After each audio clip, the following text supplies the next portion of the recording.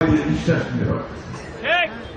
এখন আর দৌড়ে পাওয়া হয় না, এখন হাঁটু কাশিবার আগে পাওয়ারটা ইতিমা হয় না যে চার কাপ চা খাওয়া তো ওই যে পুলিশ বসে আছেন কিনা, তুলে নিয়ে যাবো কিনা আমাকে, ঠিক না? এই ভয়টা আমাদের কাছে আমার। অথচ তখন রাত্রে আমি বসে থাকতে পারতাম না, পাড়ায় বেড়াতাম, কেউ ধানের ক্ষেতের মধ্যে, কেউ গাছের আগালে, কেউ বন্ধুর বাড়িতে বা আত্মীয় বাড়িতে থাকে। সেই অবস্থা থেকে আমরা মুক্ত হয়েছি। এখন আমাদের দায়িত্বটা কি?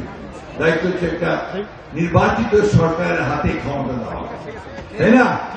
আমার তো এমপি লাগিবে না লাগিবে না, চেয়ারম্যানটা লাগিবে না লাগিবে লাগবে না?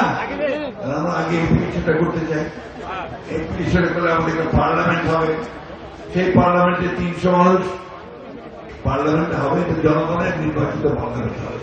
আমরা সে কথাই বলতেছি যে আমরা একটা পার্লামেন্ট তৈরি করি, জনগণের একটা সরকার গঠন হোক, সেই জনগণের সরকার গঠন হবে, তখন আমরা আমাদের অধিকারগুলোকে ফিরে পাওয়ার চেষ্টা করতে পারবো।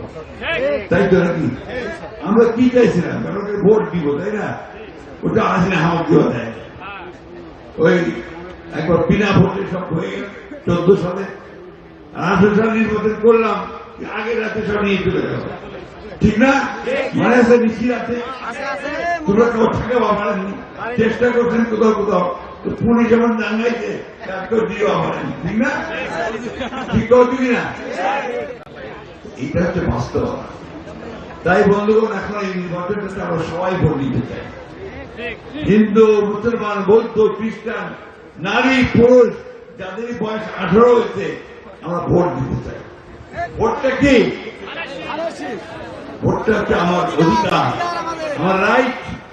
আমি যে এই দেশের একজন নাগরিক, সেই নাগরিক হিসেবে আমার প্রমাণ যে আমি ভোট দেব। আমরা বলি, সবাই বলে এই দেশের মালিক জনগণ, তো জনগণ যে দেশের মালিক প্রমাণ হবে, কাজ করে নেই, প্রমাণ হবে ভোট দিয়ে যদি আমার প্রতিনিধি নির্বাচিত করতে পারি, তাহলেই সেটা আমার অধিকার প্রতিষ্ঠা করা, ঠিক না?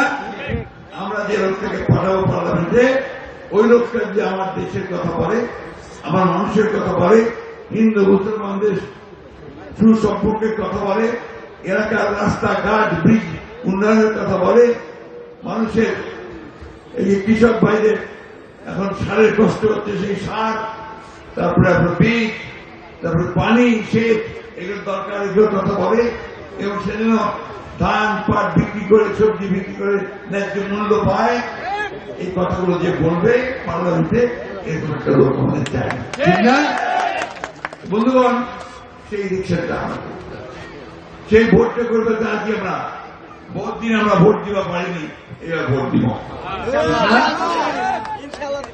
এখন এই ভোটকে কেন্দ্র করে কিছু কিছু দল, কয়েকটা দল, আমরা অনেক লেখা দিয়েছি, লেখা তো বুঝি ঝামেলা, পিয়ার দিবা হবে, পিয়ার বুঝেন না? বলেন পিয়ার বুঝেন?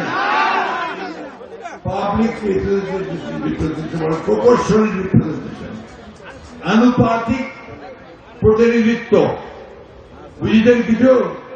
বুঝবা বুঝিনি, বুঝে কইল ম বুঝিনি না, বাংলাটা বুঝিনি না, ইংরেজিটা বুঝিনি।